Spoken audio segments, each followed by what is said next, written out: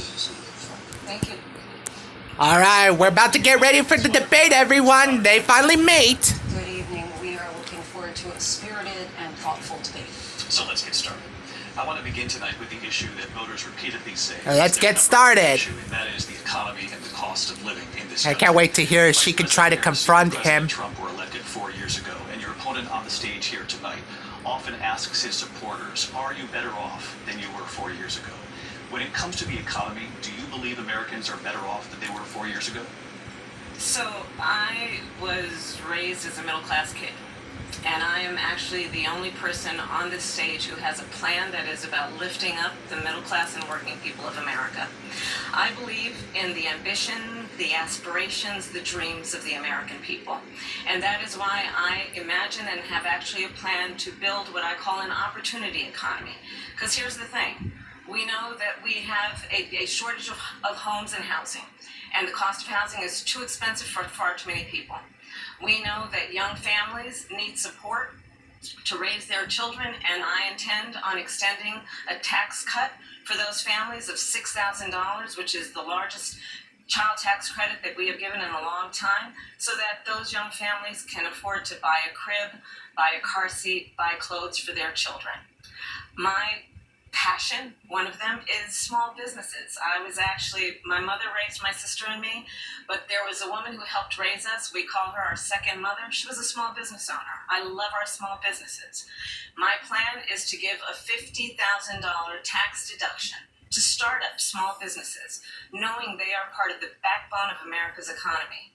My opponent, on the other hand, his plan is to do what he has done before, which is to provide a tax cut for billionaires and big corporations, which will result in $5 trillion to America's deficit.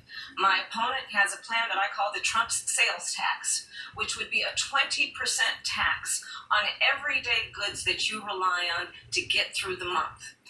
Economists have said that Trump sales tax would actually result for middle-class families in about $4,000 more a year, because of his policies and his ideas about what should be the backs of middle-class people paying for tax cuts for billionaires. President Trump, I'll give you 2 minutes. First of all, I have no sales tax. That's an incorrect statement. She knows that. We're doing tariffs on other countries. Other countries are going to finally, after 75 years, pay us back for all that we've done for the world. And the tariff will be substantial in some cases. I took in billions and billions of dollars, as you know, from China. In fact, they never took the tariff off because it was so much money they can't. It would totally destroy everything that they've set out to do. They're taking in billions of dollars from China and other places. They've left the tariffs on. When I had it, I had tariffs, and yet I had no inflation. Look, we've had a terrible economy because inflation which is really known as a country buster. It breaks up countries. We have inflation like very few people have ever seen before, probably the worst in our nation's history. We were at 21%, but that's being generous because many things are 50, 60, 70, and 80% higher than they were just a few years ago. This has been a disaster for people, for the middle class, but for I can see your reaction, Auntie. We have millions of people pouring into our country from prisons and jails, from mental institutions and insane asylums, and they're coming in and they're taking jobs that are occupied right now by African Americans and Hispanics, and also unions. Unions are going to be affected very soon. And you see what's happening. You see what's happening. She ain't going to do that. In the United States. You look at Springfield, Ohio. You look at Aurora. She's not the judge. Colorado. They are taking over the towns. She doesn't have the authority. Buildings. They're going in violently. These are the people that she and Biden led into our country, and they're destroying our country. They're dangerous. They're at the highest level of criminality, and we have to get them out. We have to get them out fast. I created one of the greatest economies in the history of our country. I'll do it again and even better. We are going to get to immigration and border security during this debate, but I would like to let Vice immigration. Harris respond on the economy here. Well, I would love to. Let's talk about what Donald Trump left us. Donald Trump left us the worst unemployment since the Great Depression. Donald Trump left us the worst public health. Don't deny it, Donald. Donald Trump left us the worst attack on our democracy since the Civil War. And what we have done is clean up Donald Trump's mess. What we have done and what I intend to do is build on what we know are the aspirations and the hopes of the American people. But I'm going to tell you all, in this debate tonight, you're going to hear from the same old tired playbook a bunch of lies, grievances, and name calling. What Yeah. you're going to hear tonight is a detailed and dangerous plan called Project 2025 Yeah. that the former president intends on implementing if he were elected again. I believe very strongly that the American people want a president who understands the importance of bringing us together, knowing we have so much more in common than what separates us. And I pledge to you to be a president for all Americans. President Trump will give you a minute to respond. Number one, I have nothing to do, as you know, and as she knows better than anyone, I have nothing to do with Project 2025. Oh, don't deny it as well. I haven't read it. I don't want to read it purposely. I'm not going to read it. This was a group of people that got together. They came up with some ideas, I guess some good, some bad, but it makes no difference. I have nothing to do. Everybody knows I'm an open book. Everybody knows what I'm going to do. Cut taxes very substantially and create a great economy like I did before. We had. And I wish I would vote for Trump as he can can make tax go low since the stores prices were high, but I don't want to vote for him because he's a bad man, everyone. That it was before the pandemic came in. Nobody's ever seen anything like it. We made ventilators for the entire world. We got gowns, we got masks, we did things that nobody thought possible. And people give me credit for rebuilding the military. They give me credit for a lot of things, but not enough credit for the great job we did with the pandemic. But the only jobs they got were bounce back jobs. These were jobs bounced back, and it bounced back and it went to their benefit. But I was the one that created them. They know it, and so does everybody else. Vice President Harris, I'll let you respond. So, Donald Trump has no plan for you. And when you look at his economic plan, it's all about tax breaks for the richest people. I am offering what I describe as an opportunity economy, and the best economists in our country, if not the world, have reviewed our relative plans for the future of America. What Goldman Sachs has said is that Donald Trump's plan would make the economy worse, mine would strengthen the economy. What the Wharton School has said is Donald Trump's plan would actually explode the deficit. 16 Nobel laureates have described his economic plan as something that would increase inflation and by the middle of next year would invite a recession. You just have to look at where we are and where we stand on the issues. And I'd invite you to know that Donald Trump actually has no plan for you because he is more interested in defending himself than he is in looking out for you.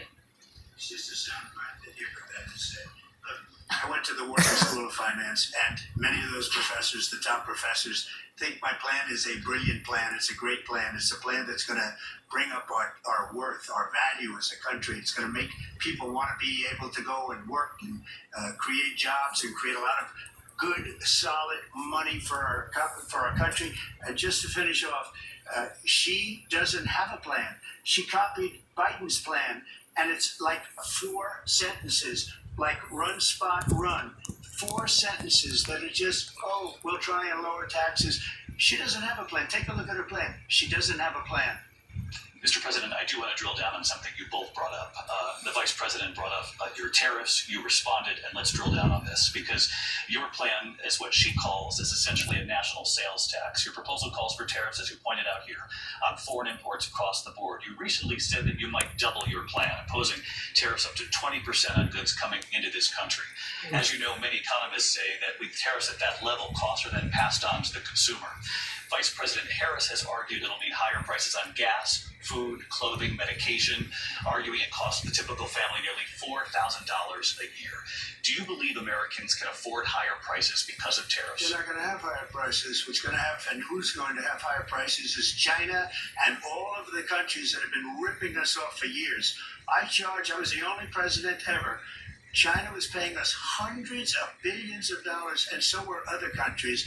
And, if she doesn't like them, they should have gone out and they should have immediately cut the tariffs. But those tariffs are there 3.5 years now under their administration. We are going to take in billions of dollars, hundreds of billions of dollars.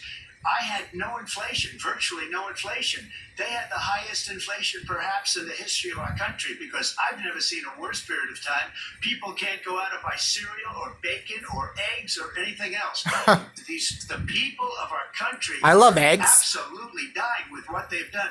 They've destroyed the economy. And all you have to do is look at a poll. The polls say 80 and 85 and even 90% that the Trump economy was great, that their economy was terrible. Vice President Harris, I do want to ask for your response, and you heard what the president said there, because the Biden administration did keep a number of the Trump tariffs in place. So how do you respond? Well, let's be clear that the Trump administration resulted in a trade deficit, one of the highest we've ever seen in the history of America.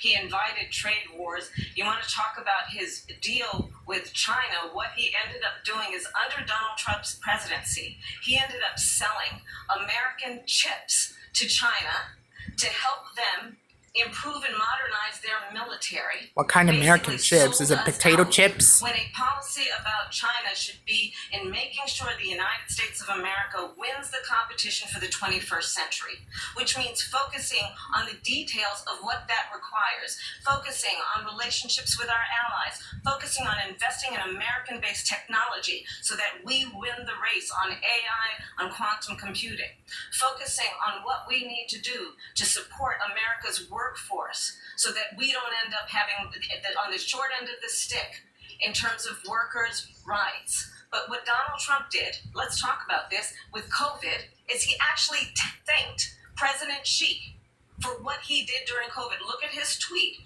Thank you, President Xi, exclamation point, when we know that Xi was responsible for lacking President not Xi giving us transparency about the origins of COVID. President Trump, I'll let you respond. First of all, they bought their chips from Taiwan. We hardly make chips anymore because of philosophies like they have and policies like they have. I don't say her because she has no policy.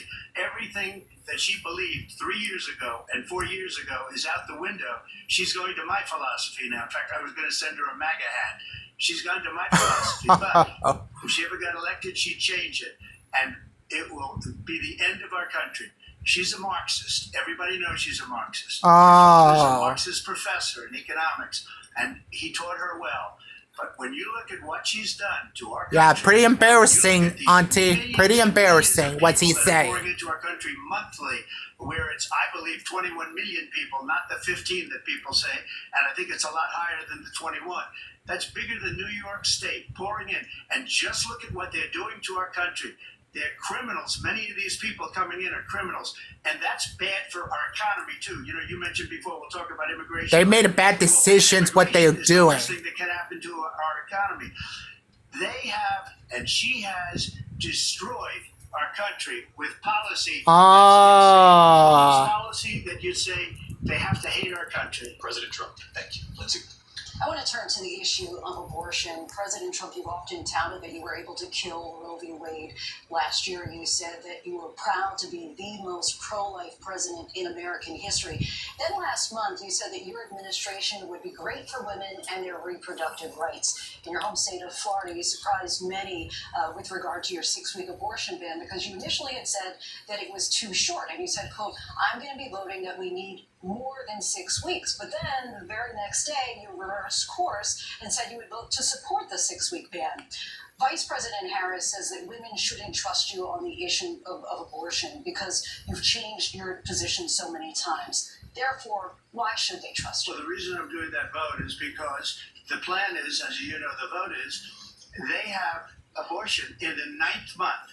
They even have, and you can look at the governor of West Virginia, the previous governor of West Virginia, not the current governor, who's doing an excellent job, but the governor before, he said the baby will be born and we will decide what to do with the baby. In other words, we'll execute the baby. And that's why I did that, because that predominates, because they're radical. The Democrats are radical in that. And her vice presidential pick, which I think was a horrible pick, by the way, for our country, because he is really out of it.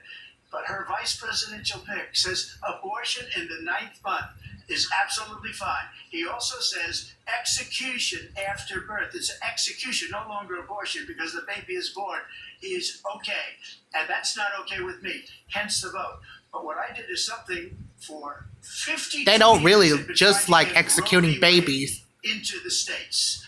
And They're not through even the, executing them. Genius and heart and strength of 6 Supreme Court justices, we were able to do that. Now, I believe in the exceptions for rape, incest, and life of the mother. I believe strongly in it. Ronald Reagan did also. 85% of Republicans do. Exceptions. Very important. But we were able to get it, and now states are voting on it. And for the first time, you're going to see, look, this is an issue that's torn our country apart for 52 years. Abortion is women's Every legal right. scholar, every Democrat, every Republican, liberal, conservative, they all wanted this issue to be brought back to the states where the people could vote. And that's what happened. Now, Ohio, the vote was somewhat liberal. Kansas, the vote was somewhat liberal, much more liberal than people would have thought. But each individual state is voting. It's the vote of the people now. It's not tied up in the federal government.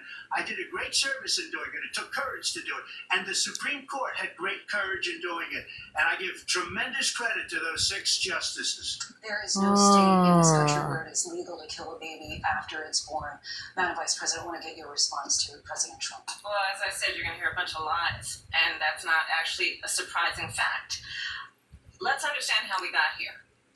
Donald Trump hand-selected 3 members of the United States Supreme Court with the intention that they would undo the protections of Roe v. Wade. And they did exactly as he intended. And now, All right, my storage is about to be out there soon. are Trump I'll see abortion bans, if which make it criminal I can make it another for a one. doctor or nurse to provide health care So enjoy in one this, state everyone. that provides I'll let the prison for camera life. be out of storage. Trump abortion bans that make no exception even for rape and incest, which understand what that means. A survivor of a crime of violation to their body does not have the right to make a decision about what happens to their body next. That is immoral.